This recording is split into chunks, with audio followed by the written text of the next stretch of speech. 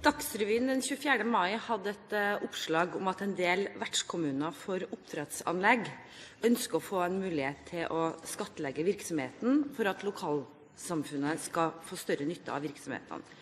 Argumentene som kom fram, var som tatt fra Høyres begrunnelse for å beholde en andel av selskapsskatten lokalt. Vil statsråden vurdere å gå tilbake til et system der en liten andel av selskapsskatten tilfaller kommunene for å fremme både forståelse og positive holdninger til næringsvirksomhet lokalt? Statsråd Sigbjørn Johnsen. Ærede president, fra 2005 til 2008 så fikk kommunene tilført en andel av selskapsskatten. Skatteinntekten var tilført kommunene via rammeoverføringen, og fordelingen av selskapsskatt mellom kommuner var basert på en kommunevis fordeling av sysselsettingen i de foretakene skatten var utlignet. Denne ordningen ble avviklet i 2009. Kommunene ble da kompensert ved at andre inntekter økte. Omleggingen må ses i sammenheng med at selskapsskatt har vesentlige svakheter som inntektsgrunnlag for kommunene. En viktig grunn til det er at selskapsskatten svinger betydelig. Ved å gjøre selskapsskatten statlig og gi kommunene andre inntekter i stedet for, så har kommunesektorens inntekter vært mer forutsigbare. Dette er en fordel i forhold til planlegging og drift av de viktige velferdstjenester som kommuner har ansvaret for. Og på bakgrunn av kommunesektorens størrelse er forutsigbarhet og en viktig del for utviklingen av norske kommuner og norsk økonomi i tillegg. Inntekter fra selskapsskatten er ikke jevnt fordelt geografisk. Avviklingen av kommunal selskapsskatt har dermed bidratt til en jevnere inntektsfordeling mellom kommuner. Så kan det være argumenter for at ved å gi selskapsskatten tilbake til kommunene, at en da gir lokale insentiver til næringsutvikling.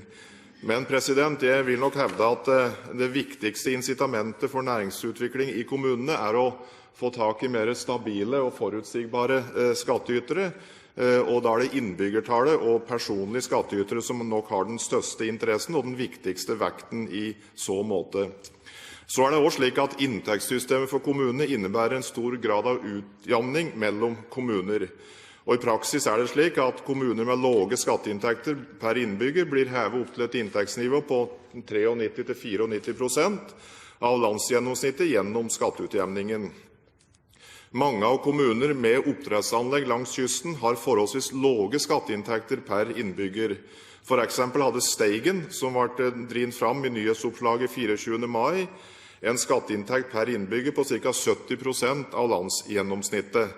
En gjeninnføring av kommunal selskapsskatt kunne isolert sett gi mer skatteinntekter til for eksempel Steigen, men for kommuner der skatteinntektene per innbygger ikke bringes over 90% i forhold til landsgjennomsnittet, vil de økte inntektene i all hovedsak bli motsvart av tilsvarende lavere skatteutjamning. Så mitt svar er at, og for så vidt med henvisning til en diskusjon vi hadde i Stortinget i går i forbindelse med et dokumentforslag, at vi har ingen planer om å gjeninnføre en andel av selskapsskatten til kommunene. Jeg mener at den ordningen vi har i dag gir større forutsigbarhet for kommunesektoren, og det er bra, president. Linda Hofstad Helleland, vær så god. Jeg takker statsråden for svaret. I mitt hjemfylke, Sør-Trøndelag, så har vi en veldig vakker kyst. Jeg vet ikke om finansministeren har hatt glede av å besøke det vakre øyriket. Og ikke minst kommunene Hitra og Frøya, der oppdrettsnæringen betyr svært mye for den totale verdiskapingen i de kommunene. Og mitt inntrykk er jo at kommuner med sånne næringer, de strekker seg veldig langt for å legge til rette for at næringen skal kunne videreutvikle seg, for å skape flere arbeidsplasser, som fører til vår felles velferd. Og når vi ser nå at så mange av ordførerne tar til orde for at flere midler må føres tilbake til kommunene, og vi ikke minst ser også at næringen selv er veldig positiv til å bidra til utvikling av lokalsamfunnene, så må jeg bare spørre om statsråden mener heller det er da riktig å innføre andre byråkratiske og kostbare ordninger fremfor selskapsskatten. Statsråd Sigbjørn Johnsen. Jeg har hatt gleden av å reise i Sør-Trøndelag og Nord-Trøndelag og ellers, og jeg synes det fint der også, som det mange andre plasser i landet. Det jeg henviste til var at vi behandlet i Stortinget i går et Dokument 8-forslag, 8:137. Det et forslag om å tilbakeføre deler av selskapsskatten ble behandlet, og det forslaget ble nedstemt.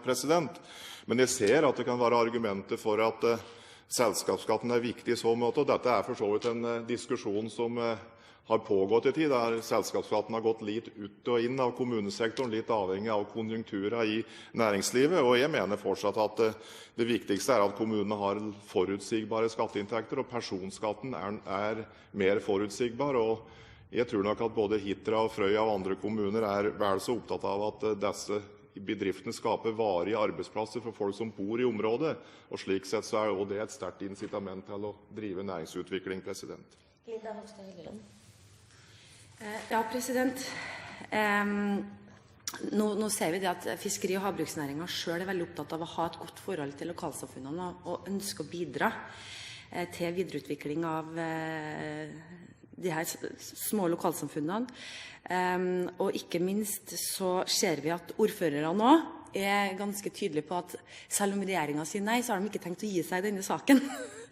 Og det har vi også finansministeren fått med seg. Og når jeg hører også at finansministeren selv sier at det lokale incitament til næringsvirksomhet viktig, så lurer jeg på hva som kan være et svar på spørsmålet til de her ordførerne, og ikke minst til næringen selv, når de ønsker å bidra i større grad. Statsråd Sigbjørn Johnsen. Det kan være mange svar på det, blant annet en utvikling av de mer regionalpolitiske og distriktspolitiske virkemidler. Men samtidig så vil det også være slik at i tillegg til personskatten knyttet opp mot de som jobber på for eksempel et oppdrettsanlegg, så det jo slik at ringvirkningen av et oppdrettsanlegg kan være ganske store i lokalsamfunnet for andre næringer, altså som leverer handelsvirksomhet og andre ting. Så jeg vil jo mene at det å drive næringsutvikling i en kommune ut fra et litt bredere perspektiv uansett viktig, og da blir etter mitt syn selskapsskatten noe mindre i den sammenhengen. Og så vil jeg også minne om at kommunene selvsagt har en mulighet til å skaffe seg mer langsiktige og forutsigbare skatteinntekter gjennom eiendomsskatten. Så kommunene har flere virkemidler, men ja, ordførere engasjerte, og det bra. Og ordførere som har engasjerte skal vi ha, og også når det gjelder næringsutvikling. Men jeg tror at selskapsskatten har betydning, men en langt mindre betydning enn de andre tingene jeg har påpekt.